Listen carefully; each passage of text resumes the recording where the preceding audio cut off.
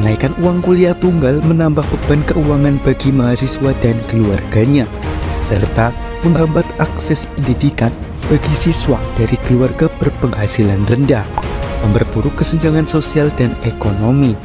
Kenaikan harga UKT seringkali memicu protes dari mahasiswa yang berpendapat bahwa biaya tambahan tersebut tidak diimbangi dengan meningkatkan kualitas layanan dan fasilitas yang diberikan.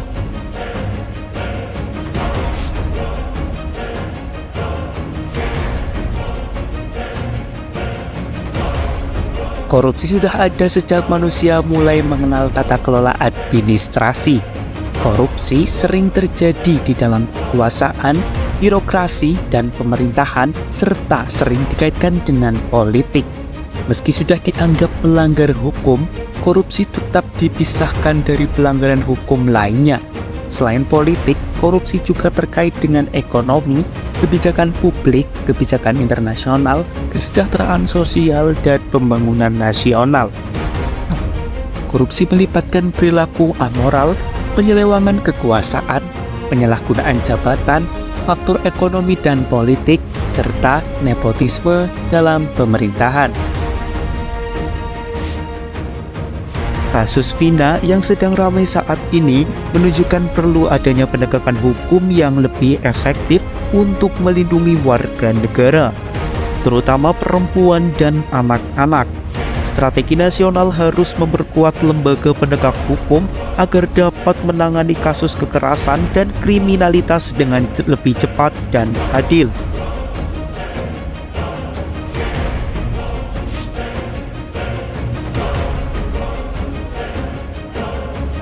Politik dinasti adalah pewarisan kekuasaan dalam satu keluarga atau kelompok tertentu untuk mendapatkan atau mempertahankan kekuasaan. Contohnya, jabatan kepala pemerintahan diteruskan kepada istri, anak, atau kerabat dekat. Di Indonesia, praktik politik dinasti sering terjadi. Politik dinasti adalah ketika kekuasaan politik dijalankan turun-temurun oleh satu keluarga atau kerabat dekat.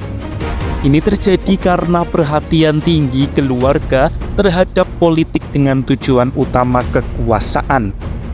Politik dinasti dapat menyebabkan oligarki politik, di mana kekuasaan hanya dikuasai oleh orang-orang dengan hubungan keluarga, menghambat regenerasi kepemimpinan.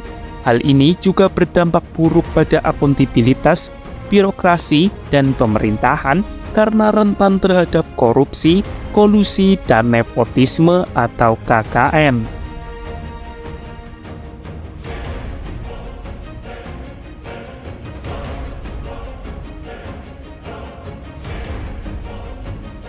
Bicara tentang politik, masyarakat perlu mengkritisi beberapa hal, baik dari segi masyarakat maupun dari pemerintah itu sendiri. Bagaimana mungkin masyarakat maupun pemerintah masih menerapkan hukum yang lancip ke bawah dan tumpul ke atas? Hal ini membuat masyarakat semakin resah karena masyarakat yang di bawah akan semakin tertindas oleh pemerintah yang di atas. Oleh karena itu, kita sebagai generasi harus menerapkan prinsip strategi nasional yang baik, karena prinsip strategi nasional yang baik akan mencerminkan generasi bangsa emas dan untuk memajukan bangsa Indonesia yang lebih baik lagi.